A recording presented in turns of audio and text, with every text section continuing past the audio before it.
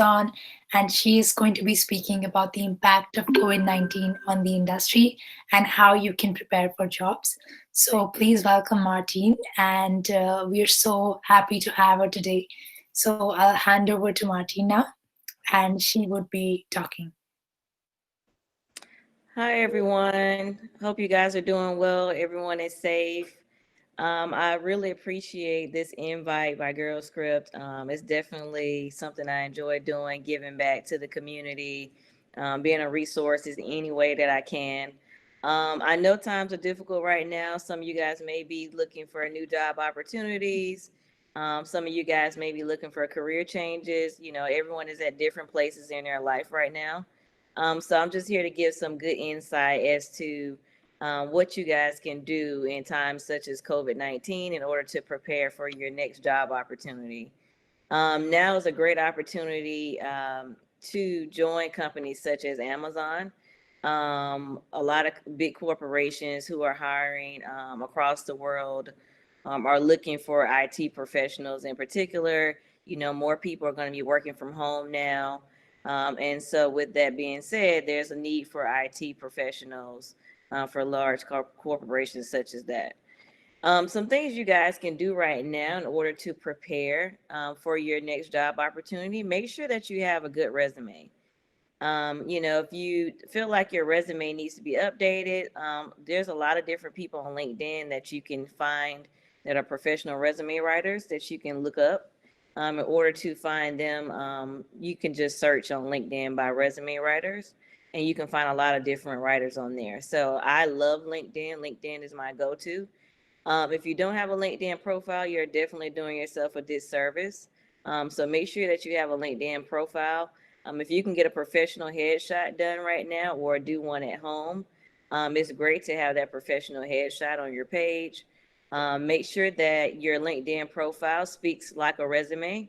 So you should have all your jobs located on there. And they should have all your job descriptions under each one of your positions that you've held and what companies you've worked for. If you feel like you don't know how to do your LinkedIn page, then you can always go to my page to model yourself after.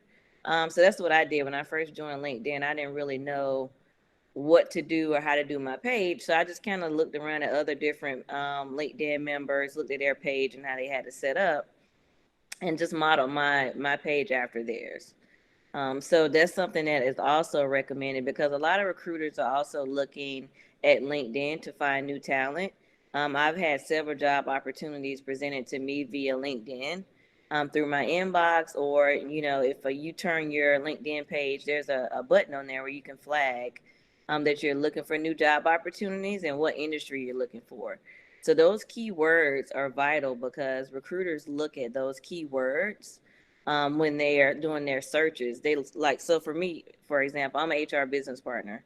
So a recruiter on their side, they're going to search HR business partner keywords for people who have their pages flagged. And so it's going to present them a list of candidates or potential candidates that they can actually reach out to in order to make that connection. And so I get that a lot. So if you don't have your LinkedIn page updated, please do so. It's very important in 2020 that you have that. If you need your resume, you know, brushed up, like I said, reach out to resume writers. Generally speaking, a good resume should cost you about $200 at the most for a resume writer. And so you can find people from all walks of life that are on there and, you know, in different countries and everything who can do your resumes for you. Um, Also, now is a perfect opportunity to get your virtual camera skills together. So, everyone isn't comfortable in front of the camera.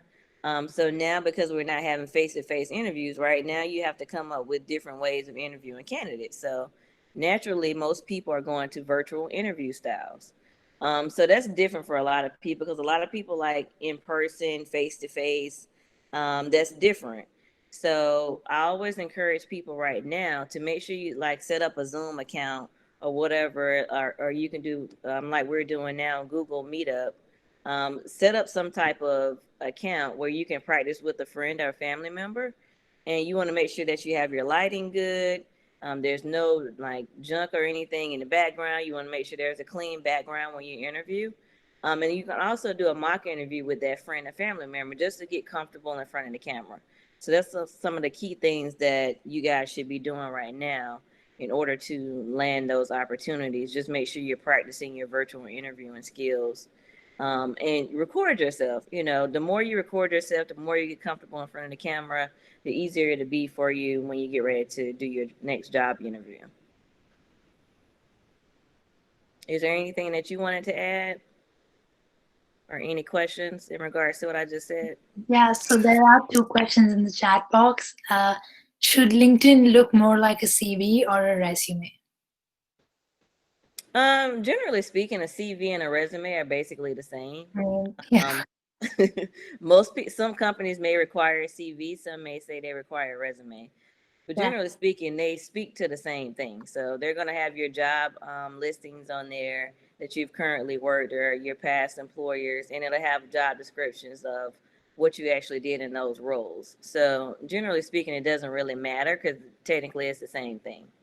You just want to make sure you have detailed information on there, just like you would on a CV or a resume or your LinkedIn profile. So don't just put that you're a software developer. Put, what do you do in that role as a software developer? What skills are you using currently? What stacks are you familiar with or trained on? So you want to speak to all the certifications that you have and all that stuff. and also like usually, they tell us that there has to be a limit to the number of pages of your CV. So is that something which recruiters look at, or that doesn't really matter?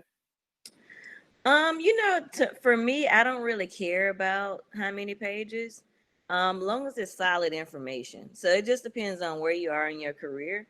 If you're just starting out in your career, you should not have a 3-page resume because you shouldn't have that much experience in order to have a 3-page resume. Yeah. But for someone like myself who is, has more tenure and I've had more work history, I'm going to have a 3 or 4 page resume, and that's fine, because there's no way I can put all my experience on one page. Yeah. So I just think it makes sense if you're new to the job market and like you just graduated from college or something, then you should probably have a 1 or 2 page resume, really a 1 page resume, because sometimes people just put nonsense on a resume. So if you have just 3 pages that you're just dragging out your experience, then that's not really something of substance. So I just think it just depends on where you are in your career. True, true. That makes a lot of sense. Yeah, I think we can move forward. And if anybody has any questions, they can put. I think there's one more for resume. Do you suggest to exclusively mentioning skills or put them as keywords in relevant project informations? Say that question again. It means that basically, do you suggest that we exclusively put the skills separately, or should we just put them as keywords in the projects? No, what's recommended is that you write it out as Okay. if you're explaining to someone what you do every day. So Okay. to a stranger, anyone that looks at your LinkedIn profile, everyone should be able to understand exactly what you do day to day in your Mm. job role. So it's not necessarily doing like bullet points and just listing stuff. You actually need to speak to it. Yeah. So guys, you can go to my LinkedIn to see my verbiage and see how I explain my job day to day. So it's very specific and tells you a lot of information as to what I do. You just don't want to put bullet points with just like Microsoft Excel or Java. Just put that. You want to explain how you utilize those things in your everyday life. Even if you're doing projects outside of work, because if you guys are IT professionals, I'm sure there's things you do outside of your current work. Maybe you do volunteer work and utilize your IT skills in that capacity, or maybe you're working with an app with your friend that you're creating just for fun. So make sure you speak to those things also. Yes, that makes a lot of sense. And I think even Google has this format in which you have a skill. For example, if you did X, then you would say that I did it through Y and I achieved Z out of it. So that kind of a layout is also pretty good when you're trying to explain something which you did and what skills you got out of it and what was the final outcome of that particular project. Right. I think we can move forward unless, and if anybody has any questions, they can just put them in the chat and we can keep moving forward with it. Okay. So something else you guys should look into is staffing agencies. I'm not sure how many of you guys are familiar with that. Because of COVID-19, a lot of companies are on fence in regards to hiring right now. Budget wise, they don't know if they can afford people or if they should cut back or not. So staffing agency is a good option for anyone who's looking for like temporary work, or it can turn into attempt to hire job opportunity. So basically, staffing agencies are filled with recruiters, and they have a list of people that they reach out to in regards to job opportunities, and they have clients who they fill positions for. So I looked, and in Ireland in particular, you guys have a lot of staffing agencies there actually. And so Okay. I'm going to tell you guys some different ones that you can reach out to. One is Executive Connections, Okay. Abrevia Recruitment, Gilligan Black Recruitment, La Cream, and Sigma Recruitment. So those are some popular staffing agencies in that area. So I've used staffing agencies several times in my career. So before COVID, I actually was laid off from my company that I worked for. I was working for General Dynamics, information technology company. Some of you guys may be familiar with them because they are worldwide. I was laid off in January, and so I was looking for my next job opportunity. And so the first thing I did was reach out to LinkedIn recruiters that work for staffing agencies. And so what they would do is they would create my profile. They asked me what my interest was, what my salary range was, what type of roles I was interested in, because they want to make sure they place me with a job opportunity that I'm interested in, and that's going to be a perfect fit for the client and also for me. And you can be very transparent with them because they're working for you on your behalf.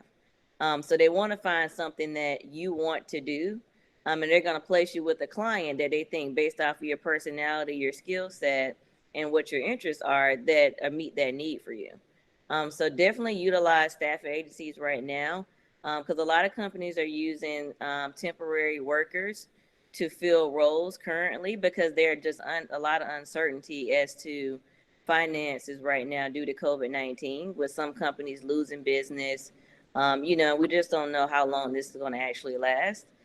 So definitely utilize those staffing agencies. And a lot of those staffing agencies, sometimes they'll tell you, like, this is a temporary opportunity, but it could turn into a permanent role for you. So make sure you take advantage of that. If someone gives you an opportunity, always do your best because you just never know where it could lead. So I've done a lot of temp to hire jobs where I was temp for like 90 days, and after that, they made me a permanent employee. So Okay. that's something perfect right now that you can utilize.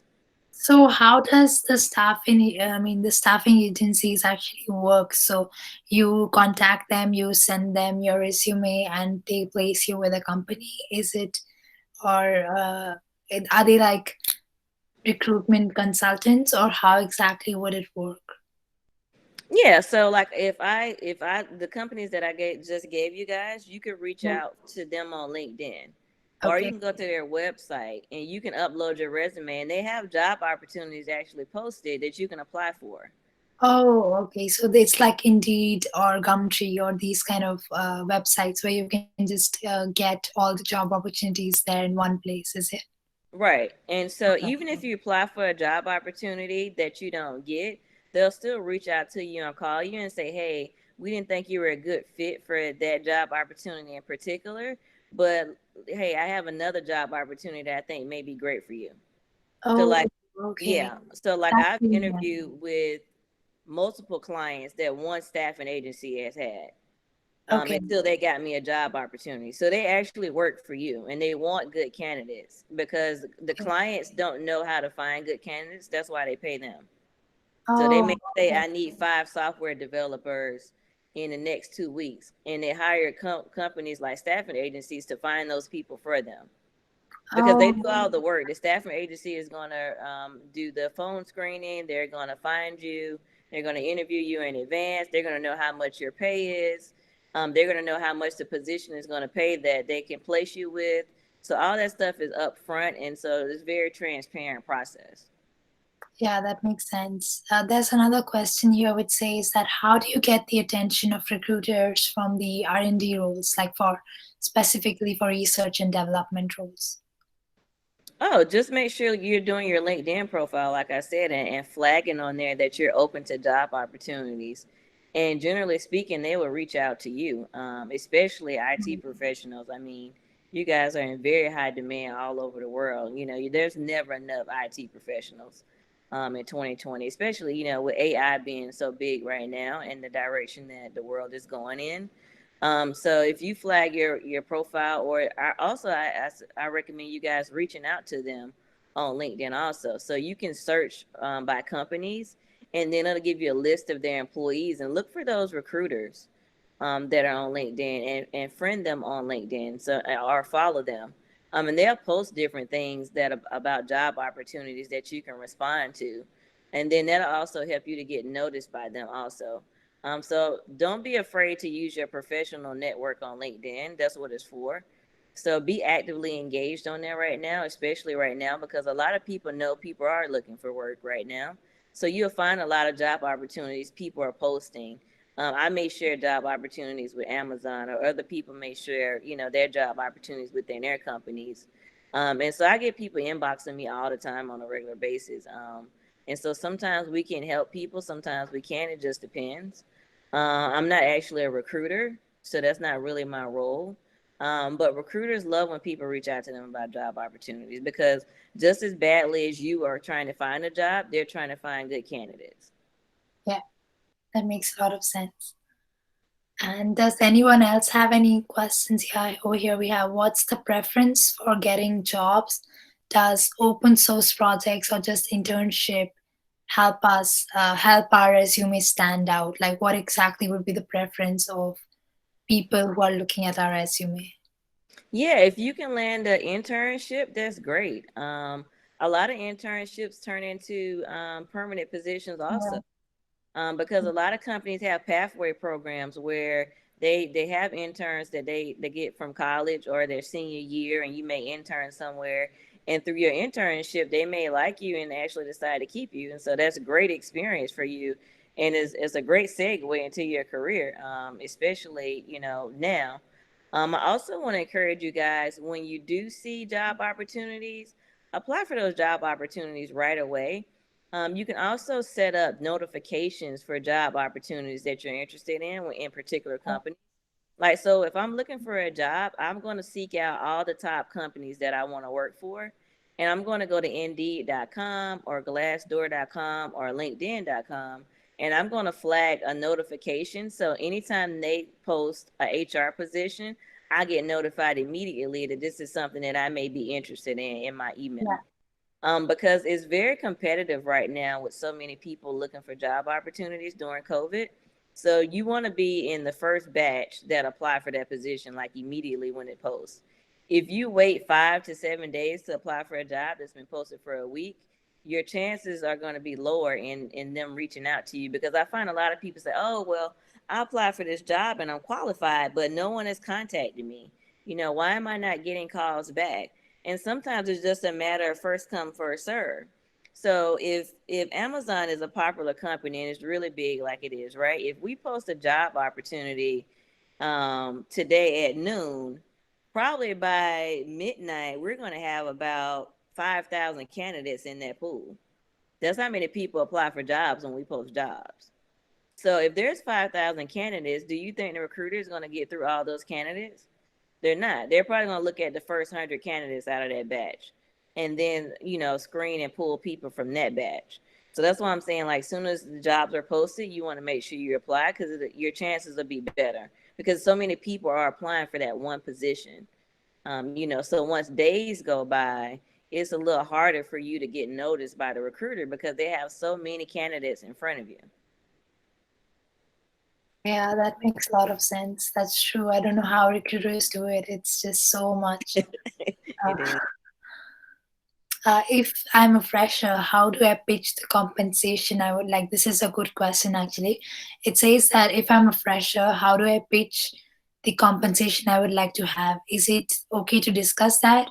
And for applying to many startups in India, that becomes a major issue. And I think that is a major issue because uh, even interns and even people who are just fresh in university, they do work a lot, but they don't get that much pay for what they work. So how do they ask for a raise or how do they ask for that kind of compensation? Well, first off, I would recommend you guys going to glassdoor.com before you even apply for a job opportunity. The salaries listed on there are pretty accurate. So for me personally, I won't even apply for a job if I think it's not going to pay what I want it to pay.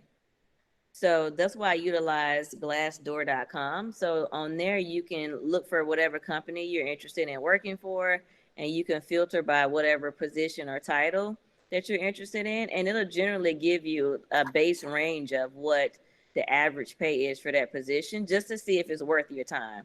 Because ultimately, you spend a lot of time applying for jobs. You know, one job can take you 30 to 40 minutes to apply for. So I want to make sure that it's worth my time. So if you're not going to pay me within that range based off of that, then I may or may not apply for that job opportunity.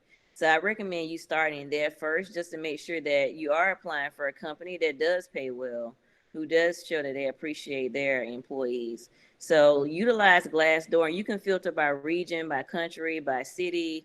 That way it gives you a range for your area also that's more realistic because cost of living is different everywhere. So do that first. And then once you are presented with a job opportunity, if you feel like you want to ask for more money, that's not something that is going to be. I feel like some people are afraid to ask for more money because they think that they'll lose the job opportunity. But don't be afraid to ask for what you want. And what you can do in your negotiation process is what I do. If the company feels like they don't want to pay me what I'm worth, sometimes I will walk away from the job opportunity. It just depends on, how confident you are in your ability and, what you're willing to accept. But if they want to work with you, then you can negotiate that in your offer letter. So, for example, it's been one time where I negotiated my salary, and they said, "Well, we don't want to pay you that. We have to start you off at this range." I said, "Okay, that's fine. I can accept that." I said, "But let's do this. Within the next 90 days, I want you to evaluate my performance, and then I want to be considered for this increase after my 90 days." So basically, proving to them that I'm worth what I say I want to be paid. So that's something that I worked out before where I've done like 90 days or 60 days after a good performance evaluation. You guys give me an increase of, $10,000 or whatever the case may be. So that's one way of meeting in the middle. Because I think if companies know that your value, then they'll pay you more. And sometimes people just don't know what your value is. And so if you're confident in your ability and say, "Oh well, I know I'm going to kill it, and I'm going to be really good when I start this job. Like I'm gonna do everything that I need to do to perform." Then you can put that in your offer letter if they agree to it, which most companies don't have a problem with meeting you halfway doing that. Then that's one way of negotiating your pay, and it works for both parties because I'm going to show you that I can do this job and perform at the highest level, and in 6 months you're going to give me my increase that we negotiated. Yeah, that makes a lot of sense. This is something hard for especially people who are in India because there's so much competition there. I mean, Mm. almost everybody who is in this program and the people who are mentoring, they are amazing, almost everyone, but they also struggle to get jobs because there's so much competition in India. There's crazy amount of competition. Everybody is doing so well that even I don't know how recruiters manage that. I mean, how would they select the best candidates? Because almost everybody applying has the skill set and the basic things required for the job. So it's very hard to stand out. And that's why there's another question I would say is that is there anything I could do to put my application to notice if I have not submitted it as quick as you just mentioned?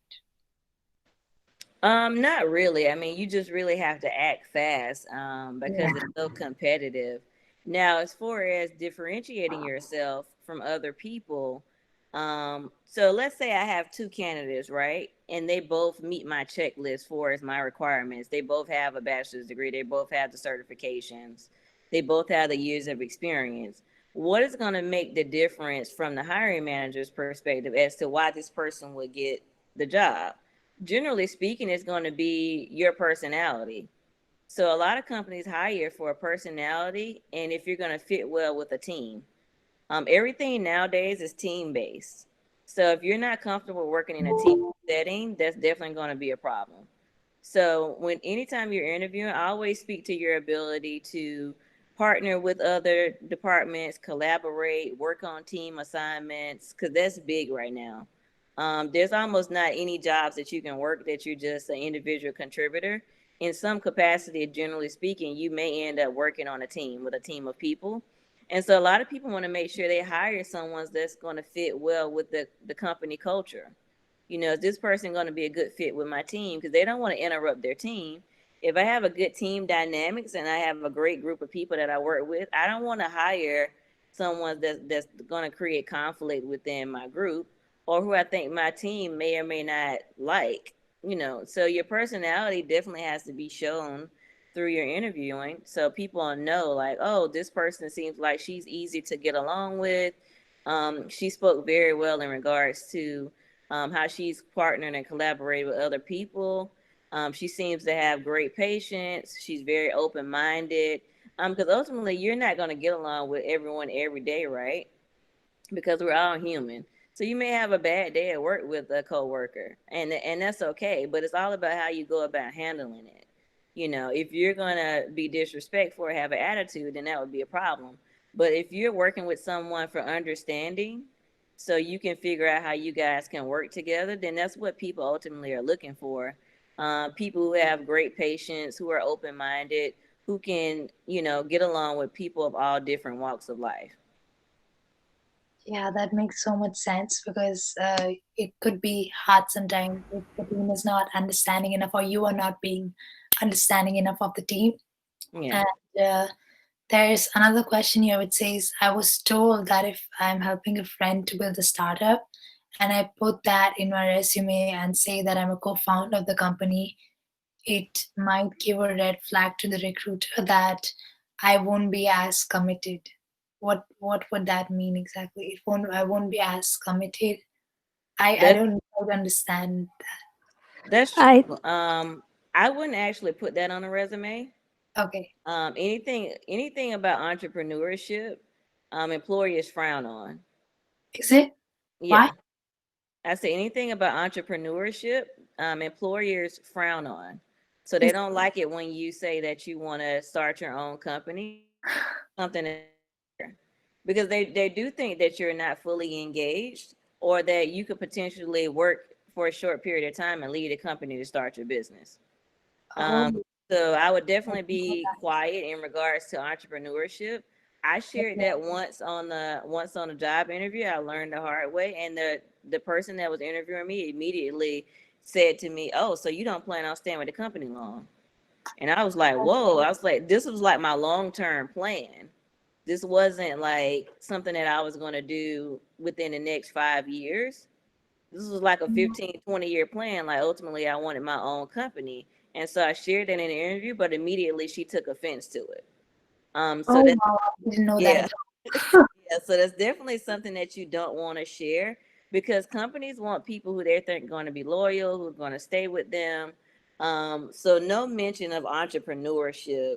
Um, Because my unless half my CV is that, like half my CV is full of only entrepreneurship. Even though I am studying a tech related career, I mean my degree is CS, but in my career objective, it's straight clear that I want to start my own company. But I didn't know that recruiters don't like that, and they don't prefer people who would be that. Because see, the thing is, you need that spirit even when you're working in a team inside a company, because you need to be able to lead that.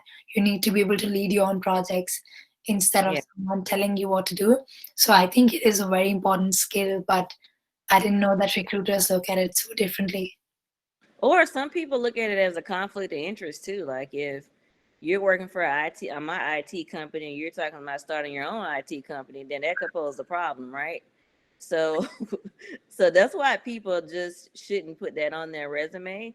Just because, even though you're being very transparent and it's harmless, for some reason people just find a problem with it. I don't know why. Me personally, I love transparency. If someone interviews with me and they say they want to be an entrepreneur, then that's fine. That's, for me, I'm not going to judge you off of that.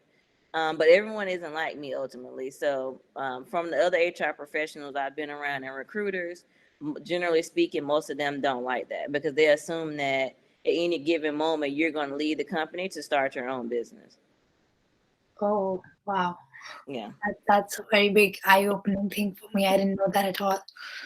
And because anybody I have interviewed with, they really like that kind of experience which you do outside of college or anything which you did when you started on your own. And they Mhm. all say that, that is something we like and we look for.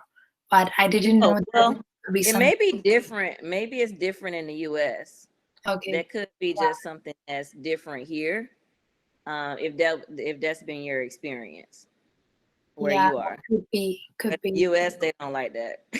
That means you're leaving. You're leaving us soon to start your own company, and we don't like that. I don't know why, but that's not something that a lot of people like for you to share entrepreneurship. So you'll find a lot of people move in silence in regards to their entrepreneurship. You won't know anything about it until they actually launch their business. So because of that, Okay. Yeah, that makes sense. Makes yeah. a lot of sense. And always doing things in stealth mode is definitely the best thing to go about. And yeah, I think there's another one, how to get good paid internships. That's another problem in India.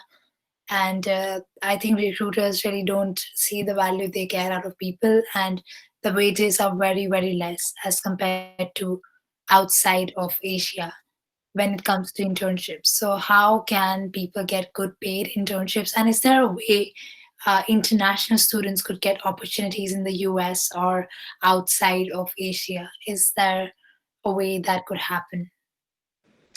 Well, for as the internships, a lot of that depends on what university you go to, what college or university you attend.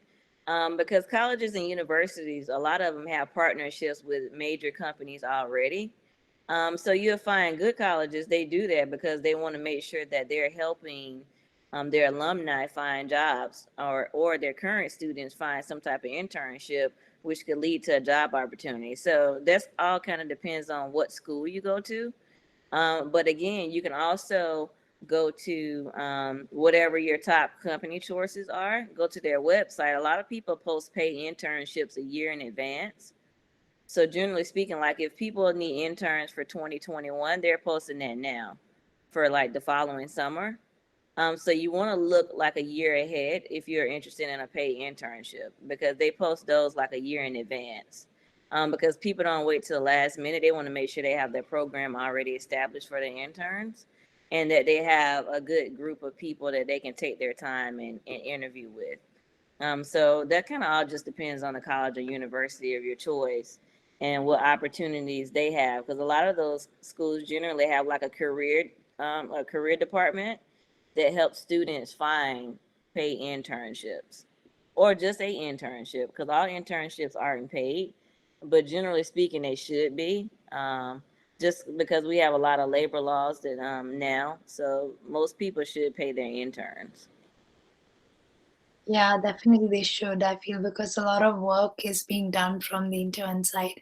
So definitely payments should be happening, and it's a bit hard and challenging, especially in overpopulated areas, to get good paid internships. But Yeah. being prepared ahead definitely solves a lot of problems. There's another one which says, how do you get to know when a particular company is hiring and its applications are out, as we might be familiar with 2 to 3 companies, but how to get acquainted with most of them. I think that is again, Glassdoor and all those companies, Hmm. then like all those big companies which have an affiliate of all the other organizations in one page, and you can just flag and notify yourself whenever new jobs are being posted. I think for jobs, that's one way to go about it. Yeah, there's another one which is very interesting. It says, how do you transition from a technical role especially a research-oriented one, to a managerial role? This is something which I would have asked as well, like to a managerial role. If I have a technical background degree yet, and I Mhm. have not, I have like shown leadership in my endeavors and internships, are professional certifications like Six Sigma, Agile, and Scrum really required for these roles? Mhm. Like for management roles, if I have a technical background, do I need to get certifications to apply to those roles, or would my experience just help me? You saying that they're if they're trying to get into a managerial Yeah, role, yeah. but they have How much IT technical? Yeah, experience? yeah. Okay, that shouldn't be a hard segue at all. Okay, What you want to do is if you're a leader, ultimately you lead even if you're an individual contributor. okay. So Yeah, yeah, if true. you're interested in being a leader, you can do those things at work. So, like I've worked with people who weren't my manager, but they led, you know. So they would jump in and help their peers with certain projects. They were offered to mentor someone at work. They were offered to help other people if, let's say, we needed an extra person for something or that we needed someone to stay late. Then they would do those things. They would build character amongst their team, and motivate them and have inspiration for their team. So even if you're not in a leadership role, there are things that you can do in your current position to display that you are a leader. True, And that and is so right. That and is people so take notice of those things. And right. so once you apply for a job opportunity, you can put on there on your resume, hey, I was an individual contributor and I did blah blah blah, but I also did this with my team. You know, I worked with my peers. I had a new peer that I mentored for 6 months. I helped them get promoted, or I helped them with their skill set because they were challenged in a certain area, so I took the time to assist them in, showing them how to do blah, blah, blah. So there's ways you can tailor your resume to get into leadership. You just have to be able to speak to those things. Um, because ultimately, in a good leader, you want to see someone who's a team player, someone who motivates other people, someone who's very supportive amongst their peers. So I found a lot of leaders amongst my peers, even if they weren't managers. So you can still always lead, and then you can speak to those things in your next job opportunity if you're doing those things currently at work, because ultimately you can lead at any time, and good leaders step up whether that's their title or not. And so you can utilize those things to speak to your resume, but you don't need any particular certification or anything. You just need to be a people person ultimately and be able to speak to how you can grow and develop people, because that's what a good leader does. They grow and develop future leaders. True, that makes a lot of sense. Actually, that the same thing happened with my manager, who is my manager currently. Hmm. He said that he worked as a manager. He didn't have the title of the manager, but he did the same tasks as a manager for 3 years, and then ultimately he got the title. So, Yeah. but he was just like, we always looked up to him as our manager, even if he wasn't. And Yeah. now on paper, yes, he's our manager, but he was always our manager because he just acted as one. Right. So I think that makes a lot of sense. And we'll just take a last question now. Is it advisable for someone from India to apply for a job in the US, like if they don't have a master's degree and hence no PT? How is the current situation for H1B situation? The H-1 visa. Yeah, yeah. Well, generally speaking, on most of the U.S. job recs, when you go to apply for a job, it'll say if you have to be a U.S. citizen or if they'll sponsor you. So those are things that it'll generally say on the job rec. So you'll know before you apply if this company is one that is going to be able to hire you, even though you don't work in the U.S. or you're not a U.S. citizen. So the Okay. job recs will actually explain that for you. Because some will say like we don't accept visa or we're not sponsoring any. So just look for that on the job rec when you apply. It says, is this true? Is what true. uh, An insider tip I got is people gave a few tries at H1B and then shift to Canada for the same company. It's they said in shift to Canada.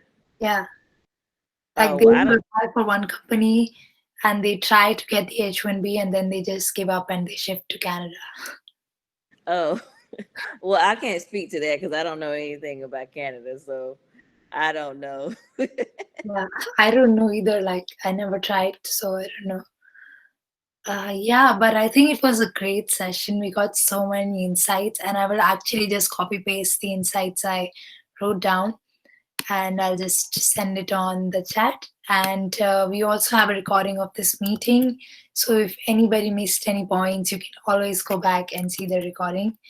And thank you so much, Martine, for all your information. It was really helpful. Oh, And thank you for uh, having me. I really appreciate it. I hope you guys had some good takeaways from today's meeting.